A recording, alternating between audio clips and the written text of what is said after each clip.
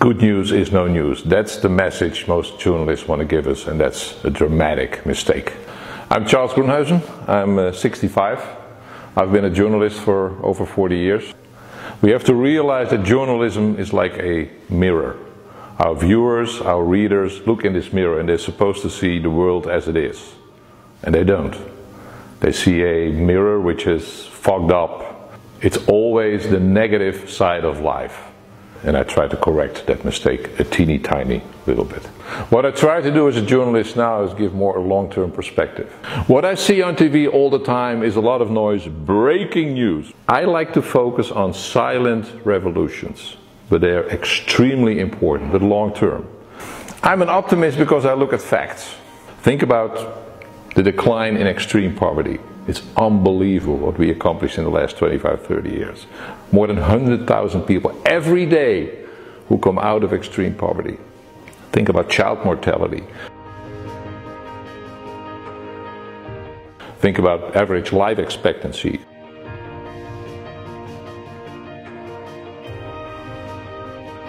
Think about average health in the world that has, improved tremendously, and people don't know it. Sometimes I compare journalism with raising children. We raise children in a way that brings out the positive sides in them, things they do well. Imagine us as parents always saying to children what they're doing wrong. If that's the only message we have for our children, they're going to end up as miserable people and negative people and probably angry people. But this is exactly the way we treat as journalists the world. Because we say to the world, this is horrible. Oh, and tomorrow will be even worse. With refugees and immigrants, with crime, with everything. And the consequence of this negative attitude is that people look at the world in a very negative way. Very often it plays into the fear of people. It makes them scared and angry. So it's not just saying journalism is so negative, it has huge consequences for society and for political choices.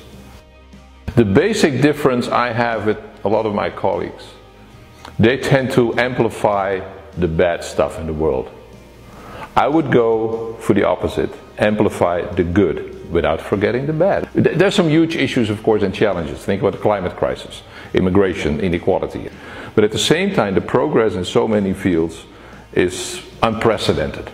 When it comes to education, when it comes to our basic human rights, sexual orientation for women, for children, and people don't realize it. If you steer it away from the negative focus and steer towards a more positive, more constructive way of looking at things, I think journalism could make a better world. The problem is, journalists don't consider it to be their basic task to make the world better. And maybe there is the basic difference of opinion I have with a lot of my colleagues. Yes, we are here to make a better world. People should realize that being pessimistic about the world is a choice, but optimism is a choice as well. It gives more energy, and eventually, with that kind of energy, we can make a better world for ourselves, for our children, our grandchildren.